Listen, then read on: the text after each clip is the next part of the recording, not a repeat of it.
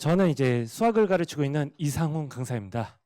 일단 오늘 단대부고 이제 배정을 받으시고 아무래도 이제 긴장되는 순간에 우리 아이가 이제 단대부고로 갔을 때 수학을 어떻게 준비해야 될까 고민이 많으실 텐데요. 그 부분들 안내해 드리고자 합니다. 일단 제가 이제 첫 번째로는 제자의 꿈이 곧 나의 목표였다 이렇게 말씀드리고 싶은데 저는 항상 아이들의 목표를 이뤄주기 위해서 열심히 최선을 다하는 강사라고 말씀드리고 싶습니다. 자, 오늘 순서는요. 첫 번째로는 이제 단대부고 수학 내신 특징에 대해서 말씀을 드리고요. 그다음 두 번째 단대부고 수학 분석 및 전략. 세 번째 단대부고 이제 강좌 안내를 하고요. 그다음 네 번째 강사 소개를 하면서 영상 마치도록 하겠습니다. 먼저 첫 번째로 이제 단대부고 수학 내신 특징은요. 가장 큰 특징이 이거예요. 그러니까 뭐냐면 자, 변칙적으로 진행되는 진도와 시험 범위. 그러니까 실질적으로 원래는 순서대로 나가야 되는데 순서대로 안 나가고요. 다른 학교하고 내신 범위가 다르다 보니까 따로 준비해야 되는 경향들이 있다는 거예요. 그래서 사실은 뭐 교과 과정이 이번에 이제 바뀌었잖아요. 그래서 뭐 이거는 참고 사항이고요. 자, 올해 같은 경우는 공통수학 1의 경우의 수라든지 또는 이 행렬 단원이 있어요. 이 단원이 약간 짜투리 단원이라서 자, 올해 아무래도 첫 중간고사에 들어갈 수도 있다 해서 참고를 해줬으면 좋겠습니다. 그래서 자, 혹시나 이제 경우의 수가 이제 들어갔을 때 2021년도예요. 첫 중간고사인데 경우의 수가 들어갔어요. 아이들은 무방비 상태였던 거죠. 그래서 대참사가 일어났습니다. 1등급 컷이요. 80점을 넘으면 1등급, 70점을 넘으면 2등급, 60점을 넘으면 3등급이었어요. 자, 그래서 자, 어머님들께서 혹시라도 이번에도 똑같은 대참사가 일어날 수도 있습니다. 그래서 자, 경우의 수 행렬은 좀 쉽거든요. 그래도 이제 경우의 수 같은 경우는 좀 대비를 해놨으면 좋겠다 이렇게 말씀드리고 싶어요. 자, 그다음에 이제 두 번째로는요, 단답형과 서술형의 비중. 자, 이 부분 이제 참고하시면 좋을 텐데요. 자, 우리 아이들 이제 고등학교 1학년 들어가니까 기출들 막 풀어봐요. 자, 학교들마다 기출의 특성이 다르고요. 배점이 달라요. 배점이 다른데 아이들은 그런 것도 모르고 자, 시간 분배를 어떻게 해야 되는지를 모르거든요. 자, 아무튼 이 단대부고 같은 경우는 자, 단답형이 4문항이 있고요. 자, 그다음에 서술형 4문항이 있는데 이 서술형 문항이 배점이 매우 높습니다. 한 문항에 8점, 8.5점 이렇게 돼요. 그 대신 난이도는 조금 낮아요. 그러면 자, 이 부분을 어떻게 대비를 해야 될까 고민이 될 거 아니에요. 단대부고는 무엇이 있다라고 하죠? 학교 프린트가 있다라고 합니다. 학교 선생님께서는 일단 작년까지는 이렇게 공지를 했어요. 학교 프린트에서 무조건 내 문항을 서술형에 내겠다. 그래서 학교 프린트에서 서술형이 나오니까 그 부분을 연습하면 좋다. 근데 올해는 또 바뀔 수도 있어요. 그래서 학교 선생님이 공지해 줄 수도 있다. 자, 그다음 단답형 4문항이 나왔는데 작년 첫 중간고사 기출 문제를 보면서 아이들이 기겁을 해요. 자, 왜 그런지 비하인드 스토리를 모르거든요, 아이들은. 첫 번째로는 작년에 수학 1등이 2개를 틀렸어요. 동점자 수가 좀 있었죠. 제가 가르친 학생도 있었고. 자, 그런데 한 문제는요. 시간 내에 못 풀어요, 학생이. 한 문제는 시간 내에 못 푸는 문제가 있었고요. 물리적으로 풀 수가 없다, 이건. 그 한 문제는 KMO 변형 기출이 나왔어요. 아무튼 작년에 또 객관식 14번 같은 경우는요. 재시험을 봤어요. 문제 오류로. 그래서 그 부분 같은 경우는 재시험을 왜 봤는지 아이들 같은 경우는 숨은 그림 찾기를 해도 좋을 것 같아요. 자, 우리가 어떤 문제를 바라봤을 때 이 문제가 오류인지 오류가 아닌지를 정확하게 따지는 것도 수학에서는 매우 중요할 수 있거든요. 그래서 아무튼 객관식 14번은 문제 오류가 있었고 자, 그다음에 이제 작년에 그러한 이슈가 있었다. 자, 그다음 수행평가의 중요성에 대해서 말씀드리고 싶어요. 자, 그러면 단대부고 배정을 받았어요. 자, 그러면 수행평가 같은 경우는 여기 뭐라고 적어놨냐면 자, 부교재 올림포스에 있는 4문항을 무작위 추첨해서 서술형으로 풀어낸다라고 적어놨습니다. 자, 개정교육과정이 되면서 올해도 아마 올림포스 공통수학 1 시험 범위에 해당하는 문제들을 미리 한 번쯤은 풀어봤으면 좋겠습니다. 그래서 단대부고 배정됐잖아요. 올림포스 공통수학 1 사서 어려운 문제집이 아니거든요. 어려운 문제집은 아니지만 자, 우리가 이제 수행평가 본다라고 하니까 임박해서 아이들이 막 풀어보거든요. 그러다가 대충 쉬우니까 대충 준비하다가 계산 실수 나서 타격감이 있는 친구들이 있어요. 이 점수 틀려가지고. 자, 그래서 수행평가 이 부분도 참고하시면 좋을 것 같다. 자, 그다음에 이제 세 번째로 이제 아까 단대부고 기출 공부 시 체크 포인트, 뭐 이제 문제 오류 나는 것들도 있으니까 자, 이런 것들 아이들이 풀면서 이런 부분들이 있었군요. 참고하시면 좋을 것 같습니다. 자, 그다음에 이제 단대부고 수학 같은 경우는 아까 프린트 문항이 있다라고 했었는데 프린트 비중이 매우 높아요. 자, 그래서 첫 번째로는 프린트 변형 문항 연습은 무조건 필수이다. 그래서 단대부고 수학 같은 경우는요, 프린트 변형 대비를 가장 잘 할 수 있는 내신반으로 가는 것이 매우 중요하다 이렇게 말씀드리고 싶고, 자, 그다음 프린트의 연계율에 따라서 난이도가 결정이 됩니다.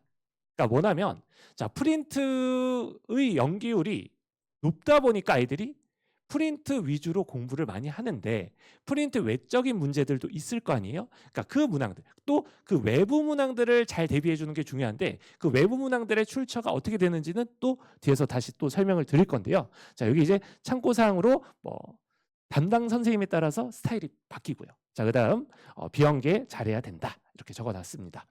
자, 프린트의 출처 같은 경우는요, 지금 요번 2월이죠. 자, 우리 아이가 막 뭐 중동고 기출도 풀어보고 뭐 어렵다는 학교 세하고 기출도 풀어보고 다 좋은데 단대부고 배정 받았잖아요. 그러면 지금 2월에 자, 요거만큼은 깔끔하게 마스터 찍고 3월에 입학했으면 좋겠다. 자, 이 부분 말씀드리고 싶은데요. 첫 번째 EBS 연계 교재가 있습니다. 자, 그래서 EBS 연계 교재는요, 자, 1학년 같은 경우는 올림포스 고난도하고 모의고사 기출을 풀어보고 들어가라. 1학년의 경우에는. 자, 여기 이제 각종 수능 대비서 이거 같은 경우는요, 2학년 때 얘기예요. 2학년 때는 EBS 연계 교재 중에 뭐 수능 특강, 수능 완성, 뭐 파이널 모의고사 뭐 등등 많거든요. 당장 1학년이잖아요. 1학년 같은 경우는 무엇이다? 올림포스 고난도. 지금 당장 가서 없으면 사서 풀어봐야겠습니다. 두 번째, 모의고사 기출.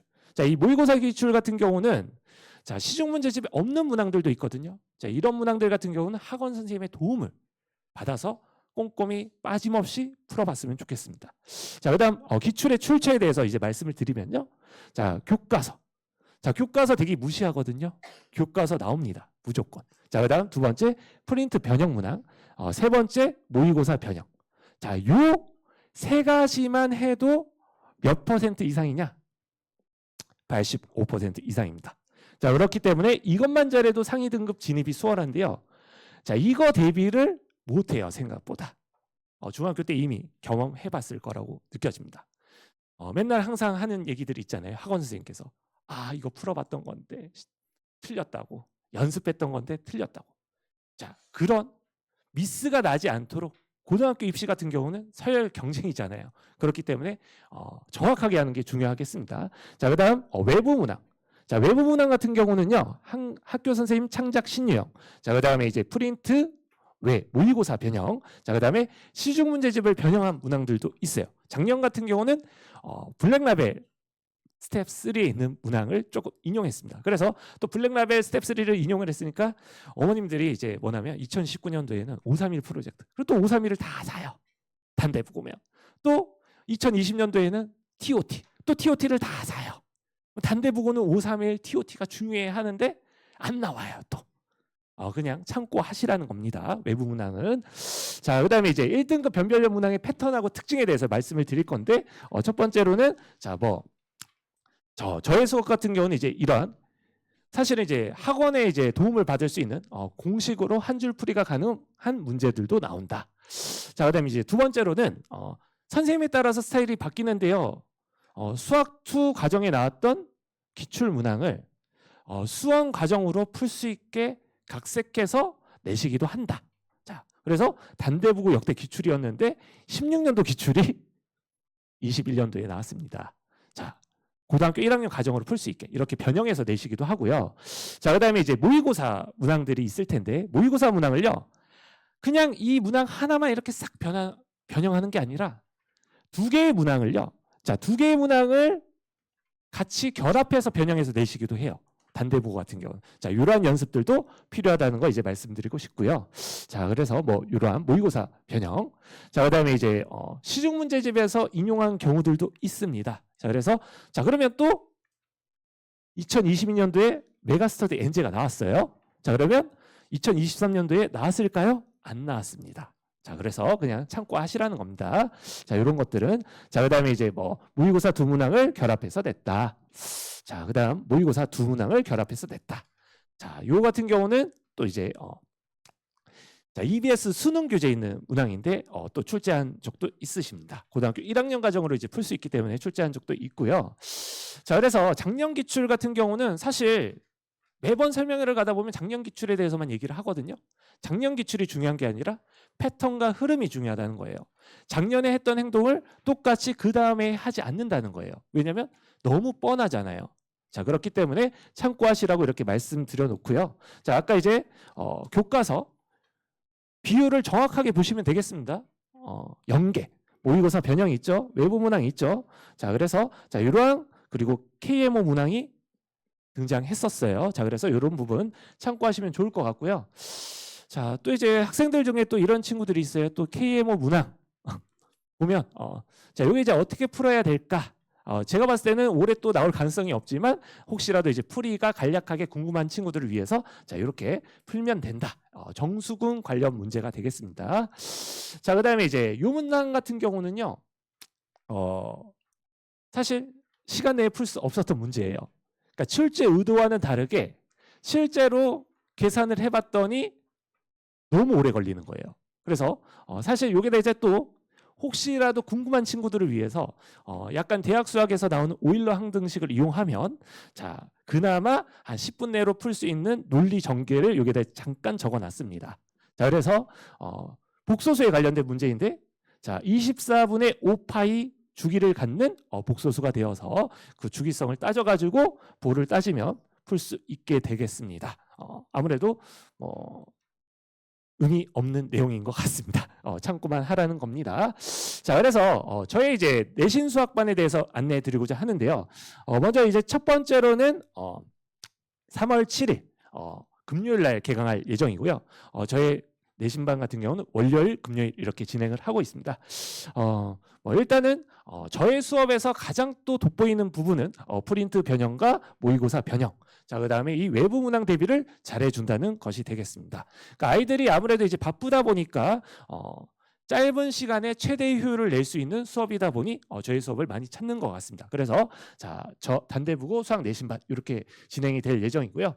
제가 뭐 아무리 말씀을 드려봤자 뭐 일단 제가 가르쳤던 제자들과 학생들이 저의 컨텐츠와 저의 수업을 보장하고 있습니다. 그래서 프린트 단계별 변형 문제를 제공을 하고 있고요. 자, 그다음 모의고사 변형 문제 제공하고 있고 학교 프린트 같은 경우는 한 문항 변형을 하는 게 아니라 자, 오늘 만약에 이 문항을 변형해서 풀어봤어요. 그러면 또 다음 시간에 또 변형해서 또 나눠줍니다. 그래서 꾸준하게 계속 아이들이 몸으로 체화할 수 있을 때까지 변형 훈련을 시켜준다. 이렇게 말씀드리고 싶습니다. 자, 그다음에 이제 뭐 이렇게 진행을 하고 있다 말씀드리고 싶고요. 또 이제 2월이잖아요. 2월인데 아까 이제 어머님들한테 말씀드렸던 부분 중에 모의고사 문제 풀어봐야 된다라고 했고 또 모의고사 변형을 미리 이제 경험해보고 싶은 친구들이 있을 수도 있단 말이에요. 그래서 일단은 저 같은 경우는 특강을 이렇게 진행을 하고 있습니다. 2월에. 자, 그래서 이제 먼저 첫 번째로는 모의고사 변형 문풀 특강이 있고요. 자, 2월 3일부터 총 5회로 이제 진행이 될 예정입니다. 자, 그다음 다시 2월 17일부터는요. 자, 공통수학 1에 대한 심화 문풀이라고 이제 적혀져 있는데 자, 이 문항들 이 강좌 같은 경우는 자, 우리가 이제 아무래도 뭐 중동고가 있다 그러면 어려웠던 문항들이 있을 거예요. 뭐 예를 들어서 어디 학교라면 어려웠던 문항들이 있을 거예요. 그러면 그 문항들을 실제로 제가 한번 풀어주고 실제로 아이들이 체화할 수 있게 변형된 문제들이 옆에 있어가지고 다시 훈련할 수 있는 그러한 심화 문풀 강좌라고 말씀드리고 싶어요. 그리고 유형별로 기출을 정리할 수 있는 문풀이다. 자, 그다음 자, 우리 아이 같은 경우는 아직은 좀 심화를 하기에는 좀 그렇고 그래도 아직 조금 더 다져야 되는 부분이 있다. 자, 어떠한 기출 문항들을 유형별로 정리하고 싶으면요. 자, 여기 이제 공통수학원 중간고사 기출 문풀을 들었으면 좋겠고요. 자, 그다음 공통수학원 경우의 수 문풀 특강이 있어요. 그래서 혹시라도 대참사가 다시 일어날 수도 있잖아요. 그래서 혹시나 하는 마음에 아이들 좀 대비를 해보고자 이렇게 특강을 열어놨습니다. 길지는 않고요. 딱 주 1회 해가지고 2회로 완성되게 특강 강좌를 준비해놨습니다. 자, 그 다음에 저 같은 경우는 수업에서 관리 시스템에 대해서 말씀을 드리면 디즐랜드 수학연구소가 있어요. 자, 아무래도 이제 길을 가다 보면 한 번쯤은 봤을 수도 있습니다. 자, 그래서 단대부고 친구들은 아무래도 자, 이 부분을 보면 항상 한 번씩 웃고 지나갑니다. 자, 그래서 자, 이렇게 진행을 하고 있다. 클리닉. 자, 그래서 저 같은 경우는 또 조교가요. 제자 출신입니다. 그래서 제자 출신이기 때문에 아이들이 멘토링까지 가능하다. 자, 그리고 오늘 선배가 또 와가지고 오늘 또 이제 얘기를 하더라고요. 저도 이제 연락을 못 받았는데 알고 봤더니 또 오늘 오는 선배도 제가 가르친 제자라는 거 참고적으로 말씀드리고 싶습니다. 그 친구 같은 경우는 또 특이한 케이스 에피소드도 있어요. 왜냐하면 제가 좀 이따 또 다시 말씀을 드릴 텐데 뭐 이런 이렇게 생겨져 있고요. 자, 그다음에 저 같은 경우는 영리적인 목적으로 만들지는 않았어요. 그래서 상당히 적자임에도 아이들의 꿈을 위해서 아직 계속 운영을 하고 있다는 거. 자, 디즐랜드 수학연구소 네이버 검색하면 나옵니다. 자, 그래서 이렇게 진행을 하고 있고요. 저에 대해서 이제 말씀을 드리면 저 같은 경우는 저의 자랑밖에 없는 것 같습니다. 저의 자랑. 그러니까 저에 대한 소개보다 제가 열심히 가르쳐서 이러한 학생들을 만들어냈습니다. 말씀드리고 싶어요. 이제 학생의 이제 문자죠. 최선을 다하겠다. 가장 아름다운 말인 것 같습니다. 그래서 자, 이 친구 같은 경우는 이제 서울대 의대를 합격을 했고요. 자, 그다음 이 친구 같은 경우는요. 처음부터 잘했던 친구는 아니에요. 가능성이 있는 친구거든요. 3등급 받았어요. 1학기 때. 다른 학원 아니고. 그다음에 2학기 중간고사 때 4등급 초반까지 내려갔어요. 기말고사 때 경우의 수랑 함수 파트가 나오는데 그때 열심히 해서 역전을 해서 1학년 2학기를 2등급을 받고 그 다음부터는 쭉 1등급을 받아서 심지어 되게 열심히 했죠. 수능까지 가서 수능까지 또 어떻게든 또 열심히 이 수학이 받쳐주다 보면 아이들이 뭐예요? 수학이 안 되면 내려앉아요. 아이들이 자신감이. 하지만 수학이 받쳐주면서 많이 성공해서 자, 수능까지 잘 봐서 간 친구 케이스입니다. 이 친구 말고도요. 자, 이러한 친구도 있어요. 그러니까 뭐냐면 이 친구 같은 경우는 뭐 진짜 자기가 이제 수능 수학 100점을 받을 수 있을까요? 이랬던 친구예요. 그러니까 열심히 해도 안 되다 보면 아이들이 뭐라고 해요? 저는 안 되나 봐요. 저는 안 되나 봐요. 하지만 저는 항상 말씀드리고 싶은 게 끝까지 최선을 다하는 것이 중요하다라고 말씀드리고 싶습니다. 이 친구는 수능날 처음으로 모의고사 100점을 맞았습니다. 모의고사가 아니죠. 수능으로 100점을 맞았습니다. 자, 그래서 중앙대 약대 진학한 친구고요. 자, 아까 이제 오늘 올 선배는 서울대 경제학과 친구인데 이 두 친구가 둘 다 저의 제자예요. 오늘 올 친구는요.